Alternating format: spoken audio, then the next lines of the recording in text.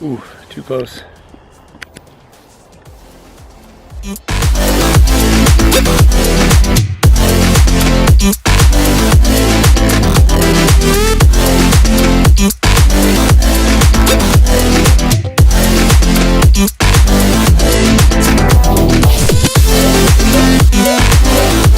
Comments below. Okay, I'm gonna put you guys right here. So, in the comments below, hit the subscribe button and subscribe what tires you like the best.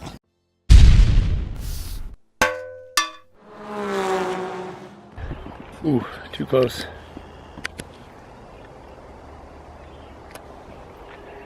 Hey guys, welcome back to another episode of Pistonhead Garage, Pistonhead Productions, Pistonhead Extra, whatever you want to call it. If you guys are new here, make sure to subscribe, hit the little notification bell, because shit's pretty awesome. Anyways, we're back with the Driftchicken, Turbo Coupe, whatever you want to call it, Driftchicken as I like to call it. We've got a couple of things that we're doing and I've already done. I took off the old front tiny tires to put these bad boys on. Shout out to Steve at Sport Tech. These are a used set of Potenzas RE71Rs, so super grippy. He got rid of them because I had a little bit of wear on the outside, or on his inside, but they're still great on our inside now. I just threw on a Amazon $41 turbo blanket. I'm really curious to see if this is going to help. Obviously, having oil line, coolant line, and stuff right there, I'm hoping this will help things out a little bit, especially that oil line. I was concerned it was cooking the oil within that. A couple other updates. You guys were mad because you didn't think my fuel tank was safe, so I got one of these. So what our plan is we are going to remove these, plug them. I'm going to figure out a way to use the system I've already got with the nylon quick connect fittings, because I don't want to replumb it all, and I've got about 2 weeks before my next drifting event. Also, if you watched the last video, you know our e-brake is no bueno. So I picked up right there, Willwood 0.625. We've got the funny fittings that go into this. Scott managed to find some. So that's happening. I have to take the rear wheels off, I have to do the rear brake pads because that thing seized it up. And yeah, that should be about it for the majority of the work. All right, so I figured I'd show you what we're working with here. So this is the caliper that wasn't sticking. Now it wore down incredibly fast, but as you can see, like, this one still has a fair bit of pad life left in it, if that wants to focus. Yeah, so that one's not too bad. Let's get over to the other one. So this is the one we had issues with. Now, I still have the old caliper, worst case scenario, but you can see that one's, focus. You can see that one's way out, and let's look at these ones. Yeah, that one's gone. That is gone. That's non-existent, so the rear part, not too bad, but that's definitely showing me a sign that a caliper's pretty much seized. So I'll reset the other one because I know the other one's working, and then I'll come back to this one. This is what you use, one of these little fun hoopty dealies, and it sits in there and you spin it, and hopefully I get it the right way. And so I'll do the other side, and then I'll come back and see if I can get this one to work. Scott tried at the track last time but couldn't, so I'll give my hand at it now that I got a bit more time on my hands.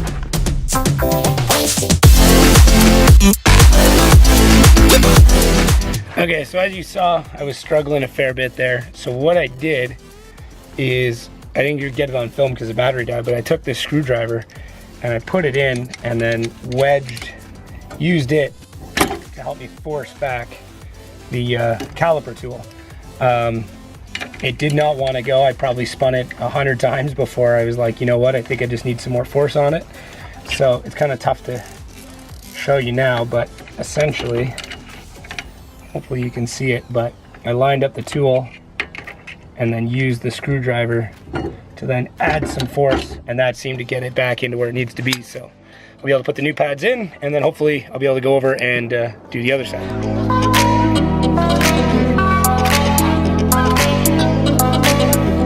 Okay, so now that calipers are done, next part of the braking system will be to remove the Amazon master, and hopefully the wheel one I have is one that's going to fix it. So to disassemble this adapter mess, take that out, and then somehow spin that out, which means I'm gonna have to take that out. Yay! Okay guys, so I had a bit of an issue with the camera. I'm not sure what happened, but I lost a bunch of footage. Could be a memory card thing. Anyways, new memory card in now. But what happened for the rest of yesterday that you guys missed? Well, brakes are bled. I'm pretty sure that footage survived. So that's all good. Well, brakes are in. I bled the brakes. I've also got the Willwood in. If anybody is wondering, so if you buy one of these crappy eBay systems, the Willwood 0.625, I believe it is, bolts up almost directly to it. The only difference is this little shaft right there. It is a different thread. So all I did is, there's a little C-clip that's in here. I took it out. I swapped out just the threaded sections and boom, now have a e-brake. So I have to do one more check to make sure nothing is leaking, and then we are good to go. And that little guy is gonna help me. So that is the plan.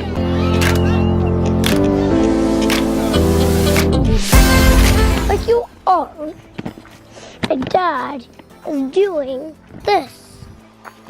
Oh, my dad's already done. Dad, move the camera. Oh, okay, you're moving the camera? Yep.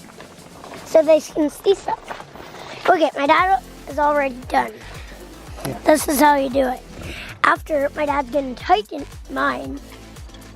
And I have a cousin named Stone, and he has a dog named Titan.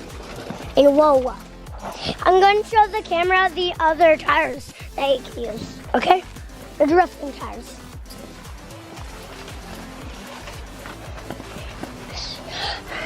Tell me in the comments below what tires you like the most.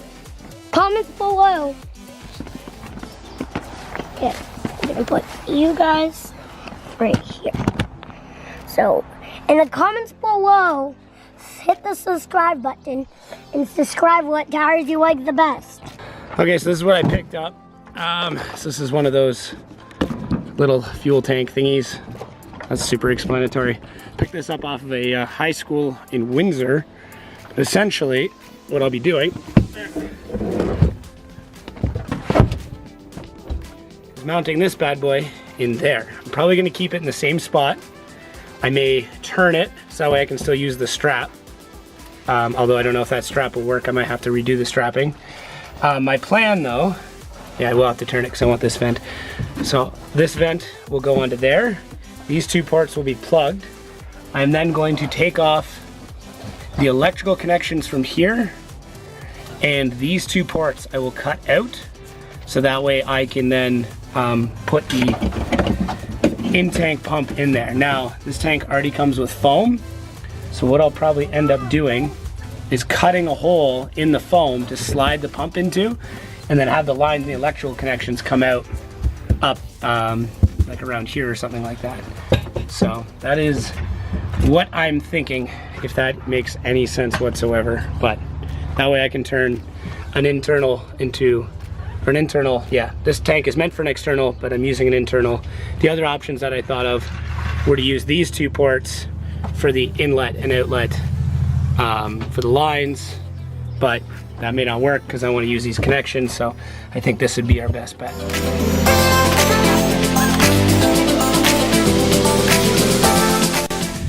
Okay guys, while I was trying to work out what I wanted to do here, I ran through a lot of different ideas. I was going to like cut through this and put that onto there, and there's a couple different ideas I had, but while I was kind of dicking around with things, I realized that these are not like in there that tight, and as you can see, come on, focus, they kind of move around.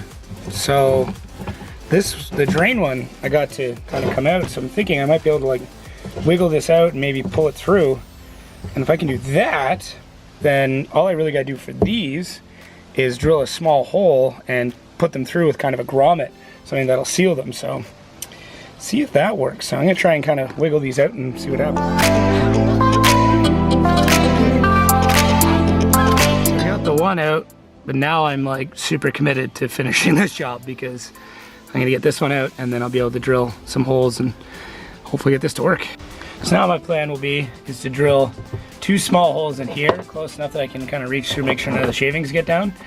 And then I can put these in, and I can put the pump straight down in there. So what I'll do is get a knife, cut a slit, and then I can slide this bad boy into it with the 2 little electrical leads that'll come out probably in a hole next to that. So all 3 of them will come up, and then I can either use this, cut out this connector and use it still, which I probably won't do, or I can just find a new way to connect these wires. Not a big deal, just any 2-prong connector, but super committed to this job now. I really want to get it done. You guys really didn't like this.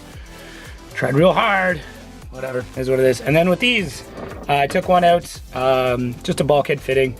So what I'll probably do is find a similar size bolt and put that through with some nylon washers, one right there already on it, just to make sure that I don't leak. So that is the plan. Gonna need some tools, some drills and shit like that. So I'm coming back to this one, but this needs to get done now before I go.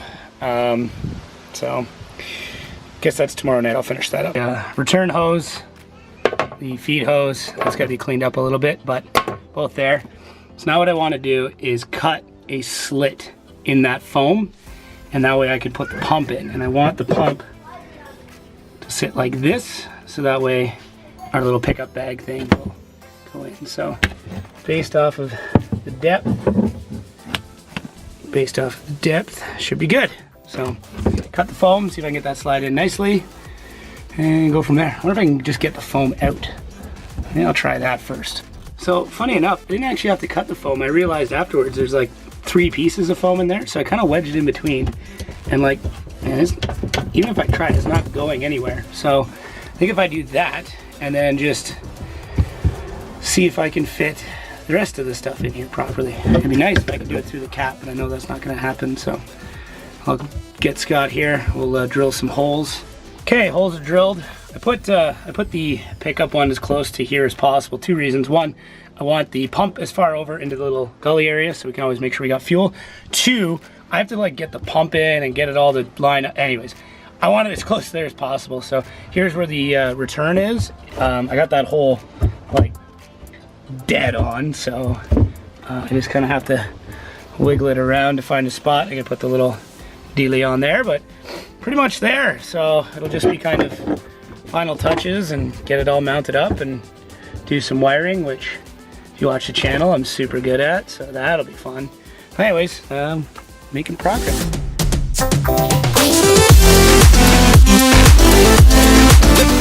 Okay, dry test fit went well. I had to trim the hose back a little bit.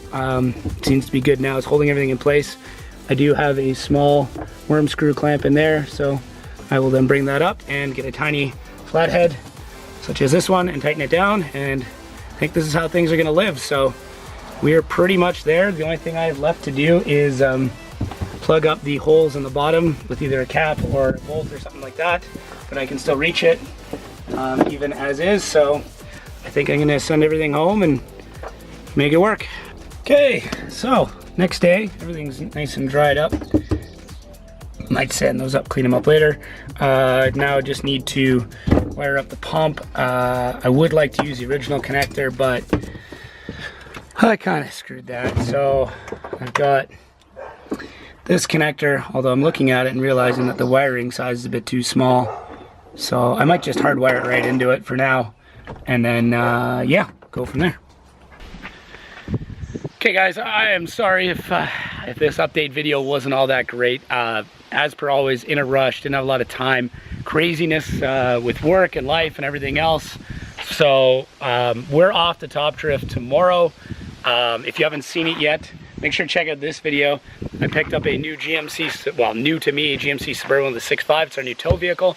I'm gonna pack that bad boy up right now and get out there. So yeah, make sure to hit the like and subscribe and buttons and stuff, and check out the next video where we will be drifting.